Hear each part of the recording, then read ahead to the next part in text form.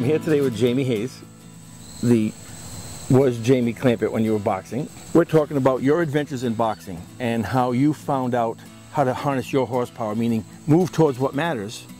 Even the learning curve of when you find out when you're at the top and certain things didn't matter, how they gave you clarity this time around for what matters. So if you could just start with how you came into boxing, what it was like, and then how it's different now. Okay.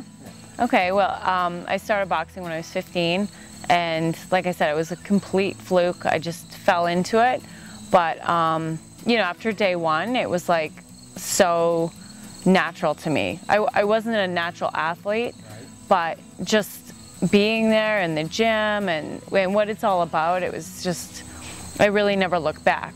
And I think in the early years, you know, like I was saying, no thought process. Obviously, I'm thinking about it, but I'm just doing it, you know? There's nothing holding me back. There's no pressure. It was just at that point, it was just something really natural, really enjoyed it. And there was just no pressure. So it was a completely different thing. And I really felt like that for many years in the beginning. And I think in some ways success, you know, changes things for a lot of people. And as I got better and stronger and moved up in the ranks, I just, you know, the pressure got to me. It didn't become what it once was for me. You know, I didn't enjoy it. I had a lot of negativity around me. And it's funny because I think back, and I'm also a holistic health coach, and just the food that I was eating and the people that were around me, I always felt so heavy. My muscles felt tight. My muscles felt heavy in the ring. It was a lot of work. You know, it didn't feel like it does now. Now, not that it's easy, because it's not. It takes a lot of time and a lot of work, but I feel so light, and I feel light physically, mentally, and you know, the process has become very natural again. You're going to fight November 22nd. Right. Could you just tell people what the difference was where it was natural, then you achieved success under the weight and under the pressure, and how it's different now as you're at what age? 37. At 37, you're going back in the ring and you're training. How is it different now? I just completely live my life differently now than when, you know, I was at my top success. And I think now it's just, there's no pressure on myself. I'm doing this purely because I enjoy it. I enjoy training. You know, whatever happens is going to happen, and I'm okay with that. Where before, I put so much pressure on myself. If I lose, you know, the whole world is going to fall apart, or my world's going to fall apart. But, you know, I'm just really enjoying the experience of it.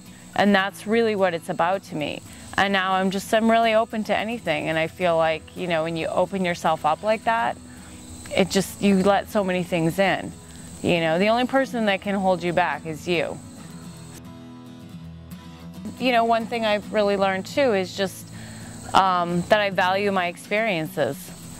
And that's, you know, that's huge, where I think in the past I really didn't. And all the experiences, not just the good ones, you know, the bad ones too, because you learn a lot more from the bad ones than you do from the good ones. So I think I've come to the point where I'm like, oh, okay, these things really taught me a lot, and I really value them, you know, and I'm thankful so glad you said that. For them to happen.